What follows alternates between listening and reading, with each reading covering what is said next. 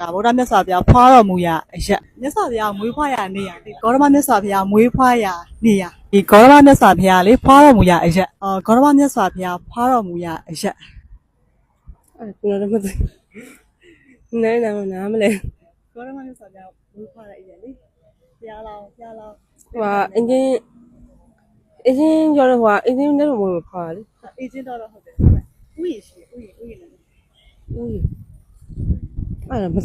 မသိတယ်မင်္ဂလာပါရှင်ဒီနေ့မှာတော့ကျွန်တော်ရောင်ကြီးဖွဲ့သားတွေကမိခွန်းလေးအမြင်ပြီးတော့စစ်ချင်မြသွားမယ့်စီစဉ်ကိုစတင်မှာဖြစ်ပါတယ်ဒီစီစဉ်ကိုစီစဉ်ပေးရသူကတော့တိုင်းချစ်ပြည်ချစ်အဖွဲ့ဝင်ကိုနေမျိုးဆက်ကစီစဉ်ပေးရဖြစ်ပြီးအလူရှင်ကတော့တိုင်းချစ်ပြည်ချစ်အဖွဲ့ဝင်စီကပုကမဝင်းရွှေစင်ဦးကနေပြီးတော့လူတန်းပေးရဖြစ်ပါတယ်ကဲဒီတော့ဘာလေးတွေနေမယ်ဆိုတာကိုလက်ကြည့်ကြပါအောင်နော်ဒါဗုဒ္ဓမြတ်စွာဘုရားဖွားတော်မူရာအရက်ရိုမနီဥယျာဉ်အင်းချင်းတော်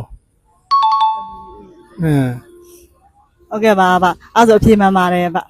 ပြေမှန်လို့ပါအောင်စုတင်းတွေတောင်းပေးပါတပီတို့လေဒီဂေါရမမြတ်စွာဘုရားလေဖွားတော်မူရာအရက်ဩတော်မူရာရကအင်းချင်းတော်ဥယျာဉ်လည်းရှိဥကမိတတ်တယ်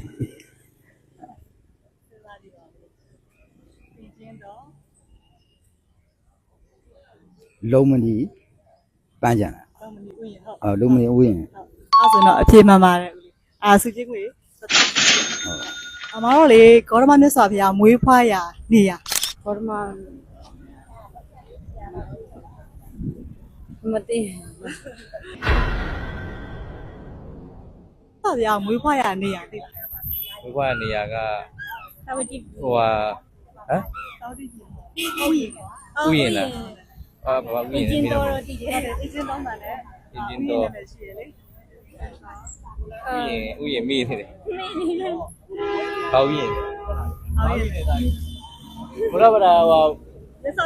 ဘုရားမွေးဖွားတဲ့နေရာဥယျာဉ်တုံးမင်းကြီးဥပိန်းကြီးဘာဥယျာဉ်လဲလုံပိန်းကြီး